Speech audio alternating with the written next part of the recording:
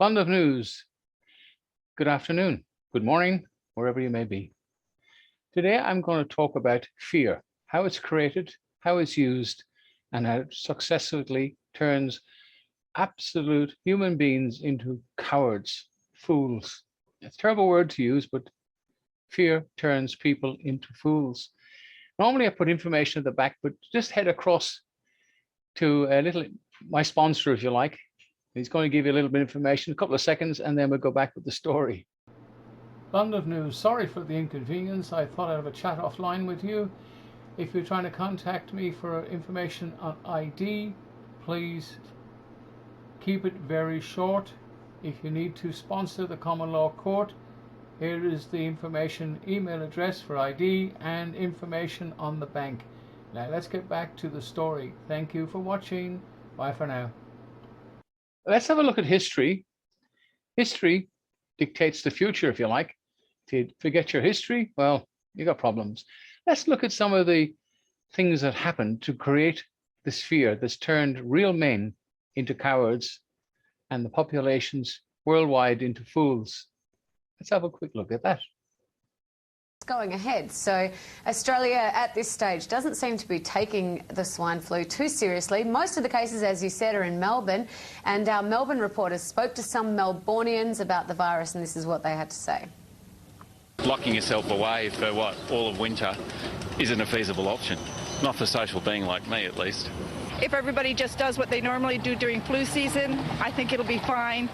I think it's it doesn't worry me at all. You look around, nobody. It's all their hogwash, that's fine. London. The newspaper placards spelled out the story of coughs and sneezes which have emptied factories and offices and filled hospitals throughout the country. Many places are operating on skeleton staffs as the flu takes its toll. At the headquarters of the London-based emergency bed service, the operations room is in a constant state of siege by telephone. A 24-hour service keeps tabs on available beds in 200 hospitals as the demand for them from seriously ill flu victims reaches the red for danger level.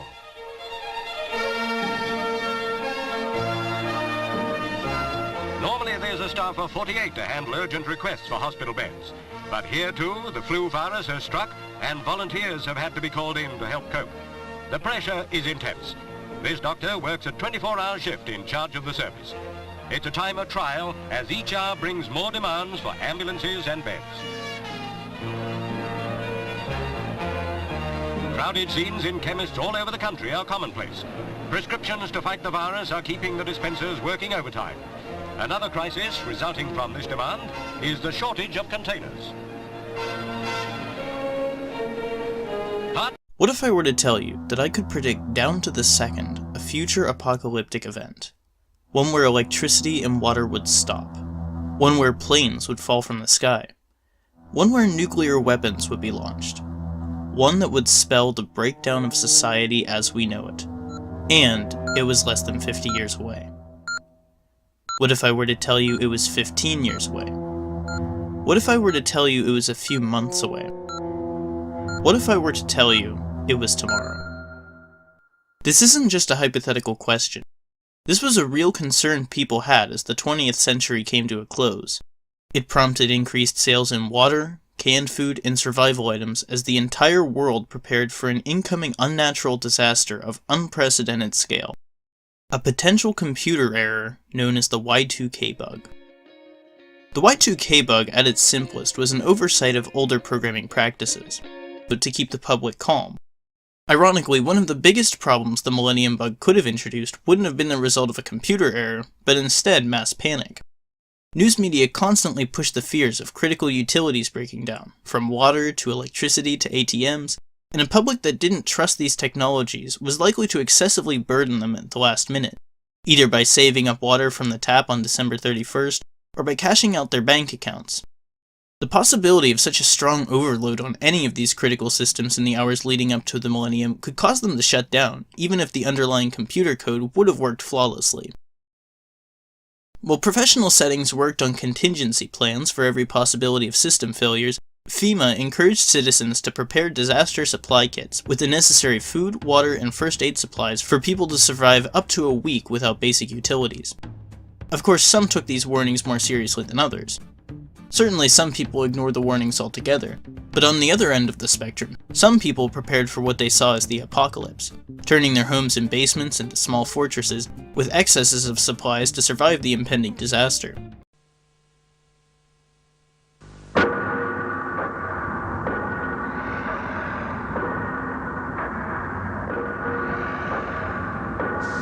At first, only gays and IV drug users were being killed by AIDS.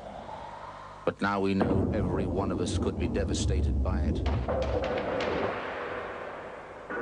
The fact is, over 50,000 men, women, and children now carry the AIDS virus.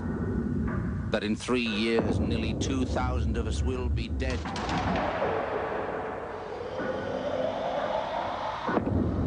That if not stopped, it could kill more Australians than World War II. But AIDS can be stopped, and you can help stop it. If you have sex, have just one safe partner, or always use condoms. Always.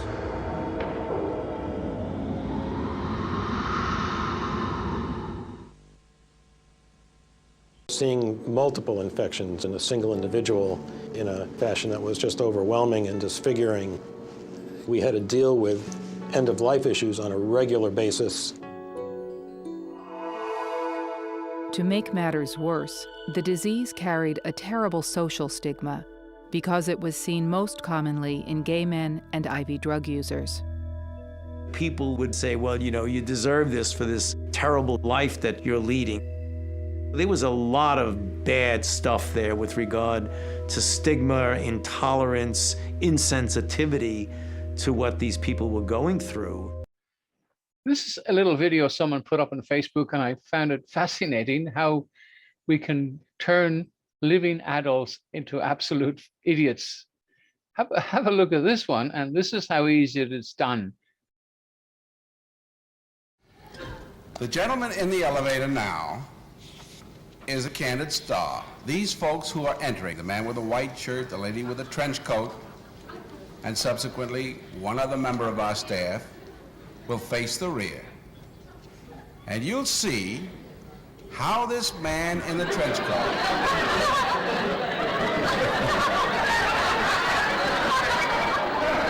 tries to maintain his individuality, but little by little,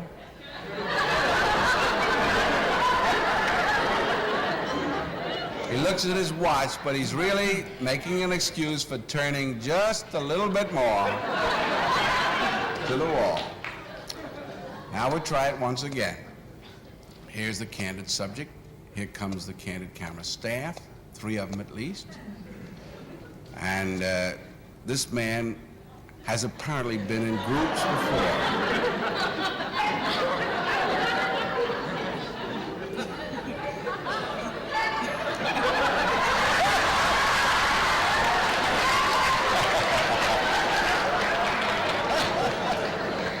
Now, here's a fella with his hat on in the elevator. First he makes a full turn to the rear, and Charlie closes the door. A moment later, we'll open the door, everybody's changed positions.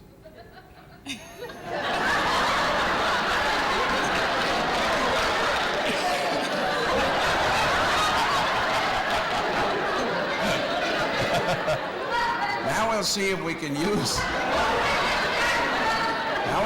can use group pressure for some good. Now, in a moment, on Charlie's signal, everybody turns forward.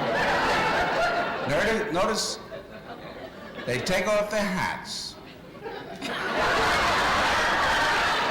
And now, do you think we could reverse the procedure? Watch.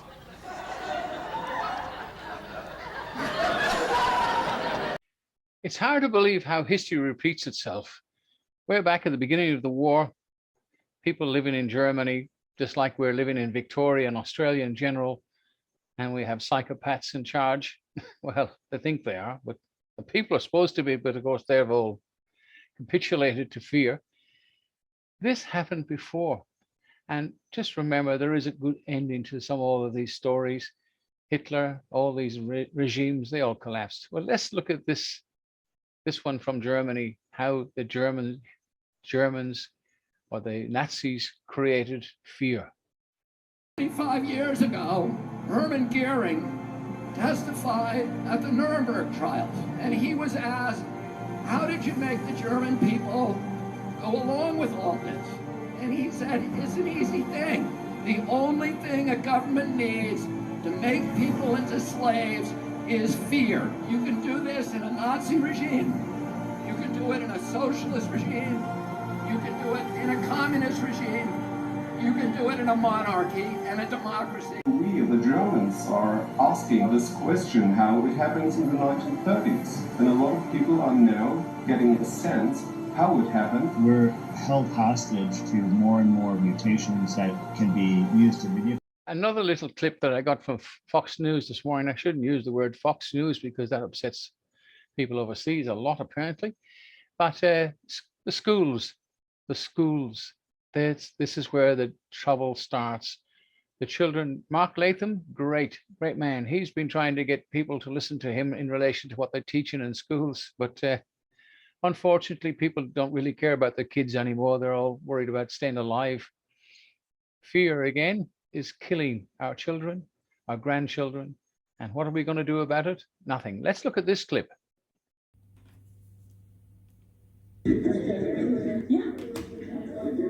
We'll just keep getting variants over and over and over until people get vaccinated. I hate Donald Trump. I'm gonna say it. I don't care what y'all think. Trump sucks. Turn off the Fox News. Do you hear it? This is my classroom, and if you guys are gonna put me at risk, you're gonna hear about it because I have to be here. Most of y'all parents are dumber than you. I'm gonna say that out loud. My parents are freaking dumb. Okay? Oh, I could go off on the whole entire class period if you want me to. But I'm not going to say it.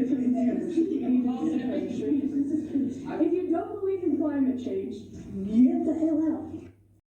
The only people who can put an end to this is the police, men and women on the ground. Some of these senior constables and sergeants and senior sergeants, they're up against it, of course, because the command is completely privatized, completely controlled by these politicians. Well, they're not politicians, they're the CEOs of corporations that control them.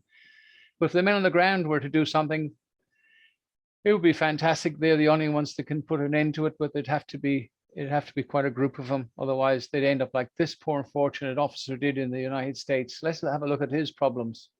A police officer, I'm compelled to make this video. The video, posted May 5th, was recorded inside Port of Seattle police officer Greg Anderson's patrol car. I'm seeing people arrested or cited for going to church, for traveling on the roadways, for going surfing, opening their businesses. In it, Anderson sharply criticizes officers enforcing stay-at-home orders and urges law enforcement to take a stand. If you're part of a department or an agency that is asking people or asking their officers or their deputies to impose on people's rights and infringe on their freedoms, you need to step up and say no. And if that costs you your job, so be it.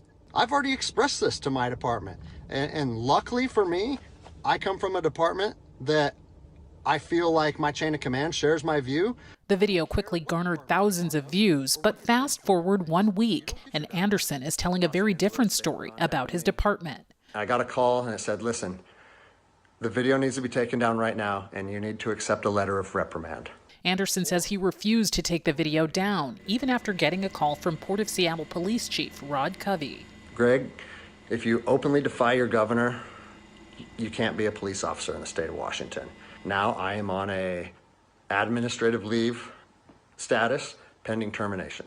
On the Port of Seattle's Facebook page, Chief Covey posted a statement confirming that Anderson is on paid leave, quote, while we look into allegations that he violated our policy on the use of social media. The chief continued, Greg has always had the ability to express his opinions on what is going on in the country. However, he's not allowed to do so while on duty, wearing our uniform, wearing our badge, and while driving our patrol car. Every police officer in the country understands that. It's an insubordination charge, and it will result in me ultimately being let go from the agency. On social media, Anderson's videos have garnered comparisons to Facebook posts by Snohomish County Sheriff Adam Fortney, now facing recall after announcing his department would publicly defy the order. We reached out to Officer Anderson for a comment. He did not return our calls. A GoFundMe account for Anderson has raised more than $20,000 in one day. Anderson says he has no regrets. My head is held high. I'm not intimidated or upset by how this played out. Kristen Ayers, King 5 News. Around the world, there are great politicians like Senator Cruz. Have a look at his statement he made in relation to fear and Nancy Pelosi, which controls the world, and we've allowed it to happen. Let's have a look at him. But fast forward to this week. The CDC issues a new proclamation. Apparently, according to the CDC, vaccines don't work anymore. That science thing, inoperative. We got more important things to worry about, like politics. As an aside, Mr. President, has there ever been an institution in American public life that has more discredited itself more rapidly than the CDC? A year and a half ago, the CDC was one of the most respected medical and scientific organizations on the face of the planet. Today, the CDC has willingly allowed itself to be politicized, to behave as an arm of the DNC, and their credibility is in tatters.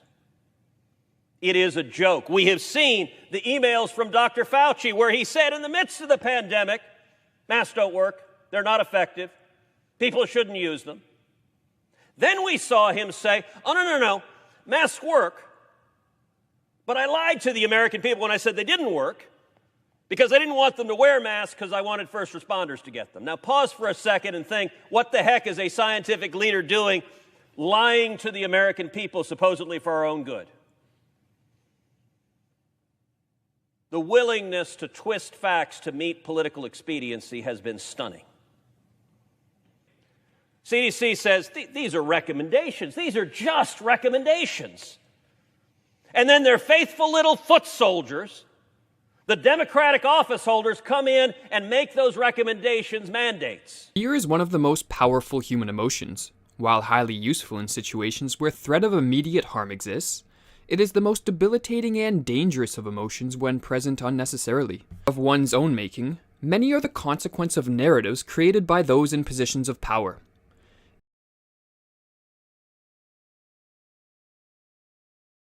Has remained pervasive from the time of ancient Egypt up until the modern day. Oppressive governments often maintain their grip on a nation by continually invoking fear, and then proceeding to claim that only they, the ruling powers, have the means and ability to protect the population from such a threat. The whole aim of practical politics, wrote H.L. Mencken, is to keep the populace alarmed and hence clamorous to be led to safety by menacing it with an endless series of hobgoblins, most of them imaginary. When you're going to vote the next time, and I suggest we probably never will, and if we do, it'll be on postal votes, so it won't add up to too much.